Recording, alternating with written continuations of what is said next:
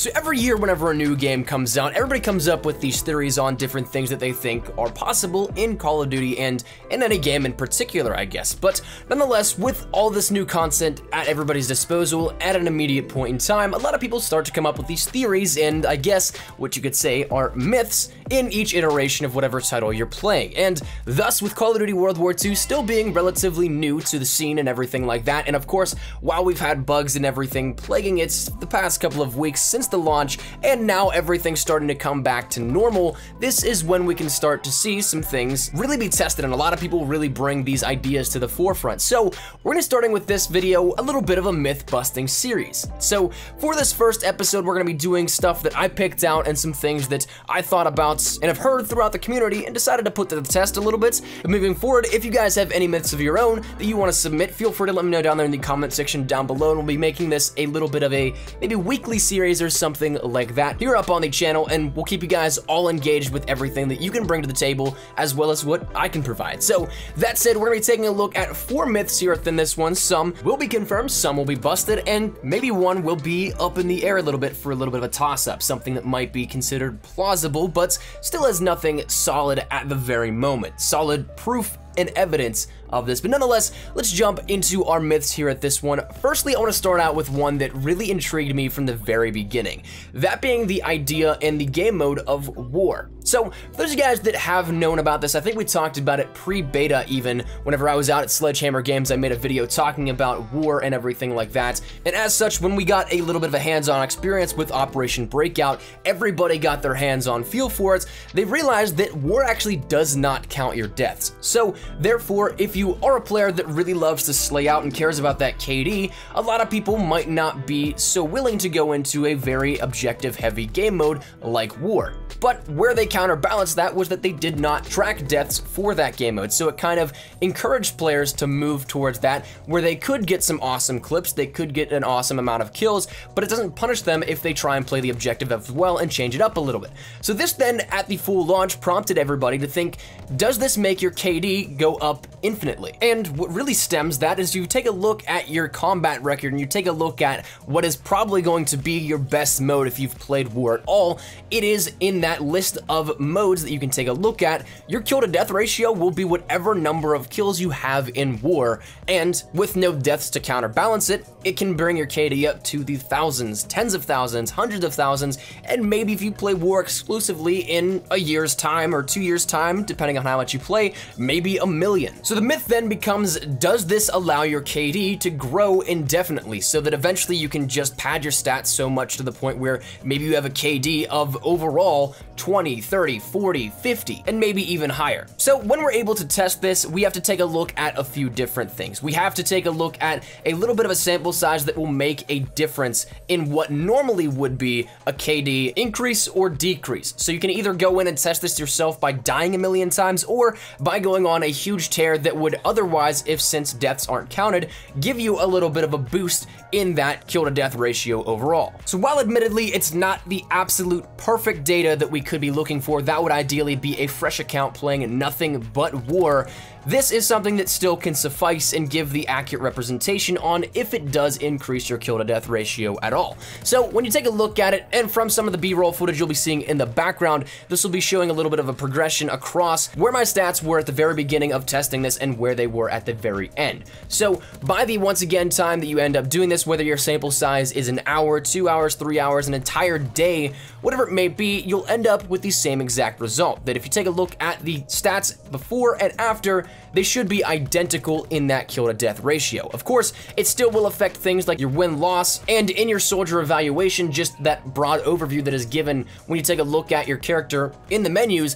you'll be able to see that those numbers themselves were increased, whether that be wins, losses, or your score per minute, but your actual kill to death ratio will not be changed. So the myth that you can use war to indefinitely and infinitely increase your kill to death ratio is essentially busted. So therefore, unless something changes in which the game code is completely reversed in those aspects, you're not gonna be able to use war to indefinitely increase that ratio. It's nice and a lot of fun to play around with still though, since deaths are not tracked, and if you love feeding and going for kills, it's still a nice way to play the objective and everything like that because people gotta rush into you. So nonetheless, that concludes that first myth, but moving on into our second one. In this one, I wanna take a look at the idea of getting something that's actually not in the game. There's a big idea and of course belief that the VSAT should have been something that is in the game, or VSAT-like streaks, something that gave that constant motion that you could see where players are going, their direction on the minimap and everything like that. And by neglecting to put it in the game, it's something that kind of hinders the overall ability of the streaks to reach their full potential. But the argument is that the VSAT is already in the game, it's just not something you can actually equip. And that's the basis of this next myth, that the VSAT is in Call of Duty World War II, but just not as an activated streak. Something in which the idea comes down to what ends up being stackable recon planes. So is the VSAT in World War II? Well, if you take a look at what actually ends up happening with each amount of recon planes called in at once, one will give you one sweep every 4 seconds for a total of 8 sweeps. Now that said, if you end up stacking a recon plane on top of another one, then it will then increase the amount in which you sweep during that duration. So one sweep every 2 seconds is what will happen for a total of 16 sweeps before it ends up disappearing. Now if you take a look at what happens with 3, and this is where the theory and basis of this myth comes into play, if you stack 3 recon planes on top of each other, you end up getting the same effect as with 2 recon planes stacked together, where you have one sweep every 2 seconds for a total of 16 sweeps. But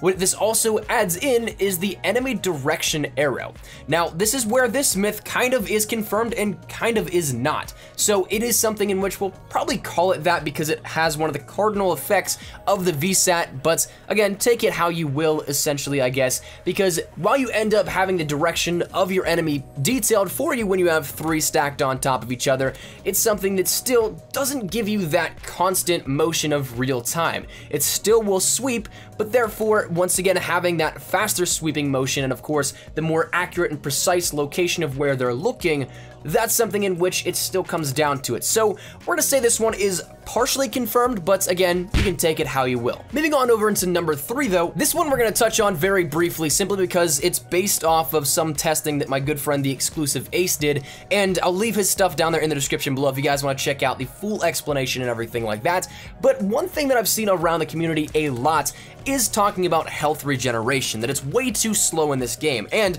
that's something that is definitely a valid idea, I guess, because it is a little different in how it's approached this year. While statistically speaking and taking a look at the actual cooldown times and the health regeneration times, they're actually the same as what is on par with previous years, and most recently what is in Infinite Warfare, the timing itself is roughly identical. The only difference though where it comes down to is the blood effect that ends up showing on your screen, on your HUD, wherever you want to think of it as. That is the only thing that is different, but that's purely animation and it's something that still sticks there after you've reached full health. So whereas we talk about the placebo effect a lot within Call of Duty, where somebody says one thing or somebody sees something and they think that it's completely different than what it is, this is something in which that actually has a valid stance, and it's something that I totally understand where it would come from, because that placebo effect is built by something you can visually see and previously would have been something that indicated you were still healing. So that animation that is that blood on your screen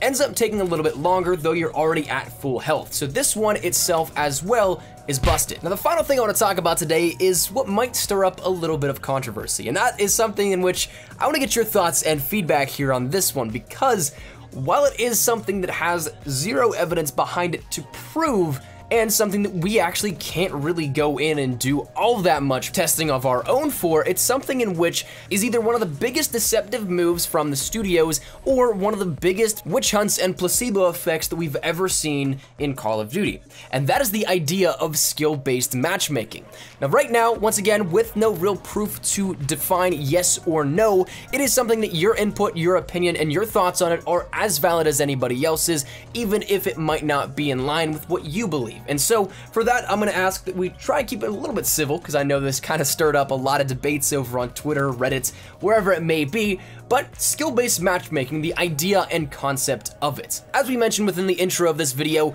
I mentioned that there will be one that is labeled as plausible, something that isn't confirmable or deniable at this very point in time, but something that still has enough evidence to refute back and forth depending on what side. So where I'm going to give my input is with this, because I've seen a lot of the complaints that people have, some of the screenshots they tweet of their lobbies, but I've had absolutely none of that. So I'm kind of curious as to where this comes into play, because I have both high ranks and incredibly low ranked players in my matches, some more so in one match than the other, and vice versa. But if I were to give you an educated guess, a little opinion on this here with this one, I would not be surprised if skill-based matchmaking is something that comes up as that forefront simply based off of something else. That being the divine population of specific regions. We talked a little bit about sample sizes earlier in here with this, and as with any testing that you take for analytical data, this is something that sample sizes are very important. So where some people may be experiencing very high level players, the grind is real in those areas and everything like that, it might be based off of, and once again there is no confirming or denying, so it's just a theory at this point, a little educated guess. It's possible that the people that consistently will run into those higher level players are in less populated areas. Less dense population means a less pool of players to pull from, and with the address system, as Sledgehammer and a few of the developers have already addressed, or at least claim to have addressed, is that it's a ping-based system in which you're going to be able to pull players that are closest to you, and connection is prioritized in that matchmaking system. If the sample size is smaller, it yields the potential for higher level ranks, the people that have been grinding out the game. But that also works in the opposite way as well too. If you live in, say, New York City, or if you live in Los Angeles, or if you live in a major city of some sort, or a city that has at least remotely a decent sized population to it, the surrounding areas will also be taken into account, and therefore your sample size is much larger, to which in my case I believe is where I see a little bit of the hybrid, where I get lobbies of higher level players, but I also get the players that don't necessarily end up getting all that much time to play or aren't that great, and therefore the lower levels are also there as well. So this is something in which team balancing comes down to the determining factor at this point in time, because if this is in fact the case, then in my particular case I can see players that are high ranking on my team and the enemy team, or vice versa of low ranked players on my team and the enemy team, to which team balancing has always been a thing, in which lobby sample size is prioritized with ping, and then skill comes down as a prediction that's made by the system to balance out the teams once those players are in a lobby together. It becomes more accurate as time goes on, obviously, if everybody stays in that lobby, and that the system can take what those events that happened in those lobbies against each other, how that works out, it can make a more balanced system and a more balanced lobby. But that is where I think it might come down to it, where it comes down to essentially the population and the sample size that you end up having to pull from based off of ping. So therefore it creates this deceptive viewpoint in which skill-based matchmaking may be a very valid idea. And of course, once again, none of this is in any way, shape, or form confirmed, and probably won't be for quite some time. With that said, that is where we're gonna wrap up this first episode of Mythbusters here within Call of Duty World War II. Hopefully you guys enjoyed, and again, make sure you guys leave your myths down there in the comment section down below. We're gonna be keeping this going, hopefully, and hopefully if you guys do enjoy, it can go on for quite some time. With that said, if you guys did enjoy the video, make sure you drop a like down below, and of course, if you guys are new to the channel, make sure you guys subscribe to stay up to date with everything we have here regarding Call of Duty World War II. We're gonna be killing with the content, so make sure you guys stick it here for anything regarding these Mythbuster episodes, best class setups, news, information, leaks, tips, tricks, all that good stuff. We got you covered here up on the channel, so if any of that interests you, make sure you hit that subscribe button so you don't miss a single thing. And finally, if you guys want to follow me over on Twitter, that's the best place to get connected with me outside of YouTube. I practically live on Twitter, so if you guys want to strike up a conversation, ask me a question, whatever it may be, link is down there in the description below. But all that said, out of the way, hope you guys have a fantastic day. Thanks so much for watching. Mine has been Espresso. I'll see you guys later. Take care, and peace.